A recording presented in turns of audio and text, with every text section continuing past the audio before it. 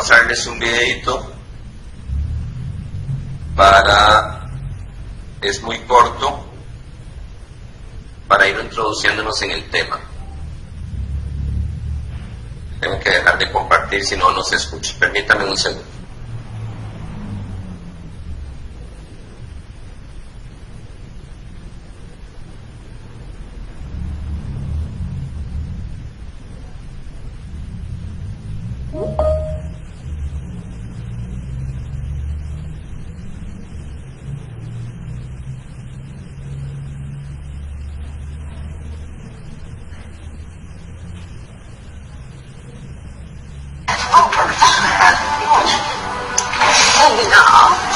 Photo of us. Look what she got.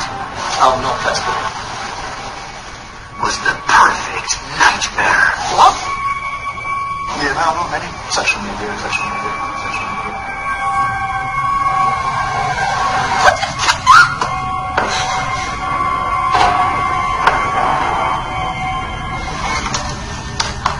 Oh, this can't be happening. Oh, no, that's good. Can't find him anywhere. Yeah, no, not many. Social How media. am I supposed to find pictures of his ex? So Snapchat, WhatsApp, Facebook, he's not on anything? Well, how does he send you a dick pic? He doesn't. I've only ever seen his dick.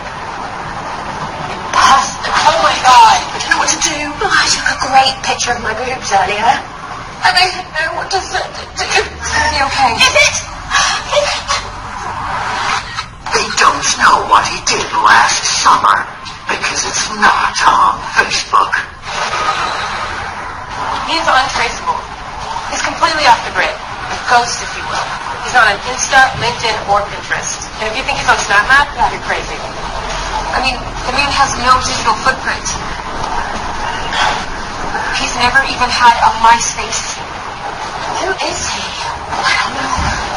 Oh, no, that's good. What? Yeah, no, not many. Social media. You only like have an opinion on something. How do you voice it? I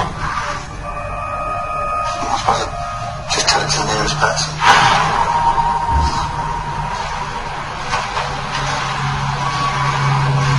What is it? I think it's an actual photo album. Where's the comment section? How does she know people like them? Oh my god. None of the photos have filters on them. Oh! Get out of there, Sarah! Get out of there now! Still talking, Sarah. Clearly, he is catfishing you. No! In reverse. Wait, do you even know what he had for lunch today? No! I'm not gonna know. Unless I ask him. Think about it. You can't tell. Does he even exist? Hi, guys. Okay, yeah, he exists. Yeah, he's there.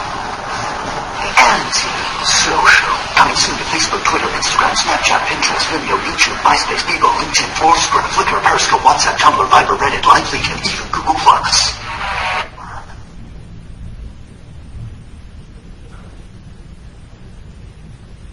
Muy bien, volviendo a la presentación, alguna que quiera participar, ¿se imaginan? ¿Conocen a alguien que no tenga alguna aplicación como en el video?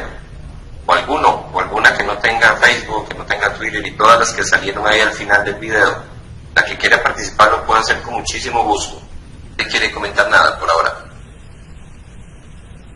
Bueno, sí, es una triste realidad de que, o una realidad muy feliz, dependiendo de cómo se vea el uso de las redes sociales. Como les decía al principio, la idea no es satanizarlas, pero sí tener un criterio un poco más amplio del uso de ellas, de conocerlas, empaparnos, meternos en el mundo de la virtualidad. Como vieron en el video, estamos acostumbrados a buscar información por redes sociales. Cuando no encontramos, ya lo vemos un poco extraño o sospechoso. Bueno, hasta cierto grado debería de ser así. Si nos tiramos un poco más atrás, antes había un proceso de socialización, sobre todo nosotros los más viejillos, en conocer a las personas. Imagínense cuando no había internet, cuando no había teléfonos inteligentes, cuando no había WhatsApp, Facebook, Twitter, Instagram, las más usadas. Y cómo nos conocíamos, cómo interactuábamos con nuestros compañeros de escuela, de colegio. Bueno, era hacer las asignaciones, las tareas en la casa de un compañero, en la casa de una compañera. Nos reuníamos todos en la biblioteca en aquellos tiempos. Era todo muy personal.